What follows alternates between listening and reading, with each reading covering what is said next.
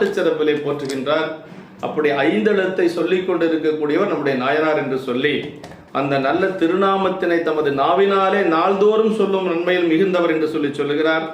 இறைவனது அடியாருடைய பாதங்களை பணிந்து துதித்து முதன்மையாகிய நல்ல திருத்தொண்டில் முயன்றனர். பன்னால் ஈசரடியார் தம் பாதம் பரவி பணிந்தேத்தி என்று சொல்லுகிறார். இறைவனை எப்படி வணங்குகின்றாரோ அதே மாதிரி அடியார்களையும் வணங்கியிருக்கிறார். அதான் பெரிய சிறப்பு. தொண்டு என்று வருகின்ற பொழுது இரண்டு, கும்பிட்ட பயன் காண்பார் போல் மெய்வேட பெருமானை கண்டு வீழ்ந்தார் என்று சொல்லி ஞானசம்பந்த பெருமான் புராணத்திலே காலத்தில் வழிபாடு செய்த பாங்கினை சேக்கிழ பெருமான் நமக்கு அருளுகின்றார். அதுபோல இரண்டும் வழிபாடு செய்திருக்கிறார். துன்னார் அப்படின்னு சொன்னா பகைவர்கள் என்று சொல்லி சூழப்படையார் சிவபெருமானுங்க. நல்நாமம் அதாவது சிவநாமம், அரண் நல்ல நாமம் நமிற்றி உயிர்ந்தேன் அன்றே என்று சொல்லி நீலக்குடி தேவாரத்தில் சொல்லப்படுகிறது. அது என்ன நல் நாமம்னா, நன்மைனா என்னன்னா வீடு வேற்றை கொடுக்கக்கூடியது அஞ்செழுத்து. ஞானமே நெறிதான் யாருக்கும் நமச்சிவாய சொல்லாம் என்று சொல்லி ஞானசம்பந்த பெருமானுடைய சரித நிறைவிலே சேக்கிழ பெருமான் போற்றுகின்றார்.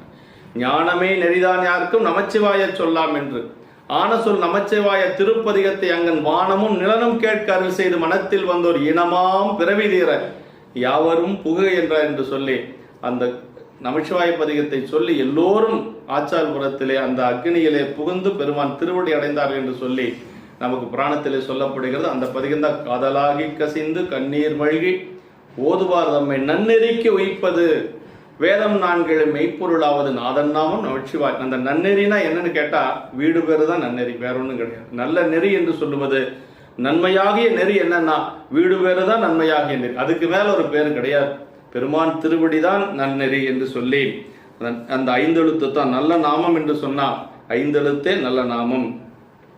ஆமா, திருநாவில் சிவனது நல்ல நாமம் நவில பெறும் பேரு பற்றி திருநாவுக்கரசு நாயனார் சொல்றார்.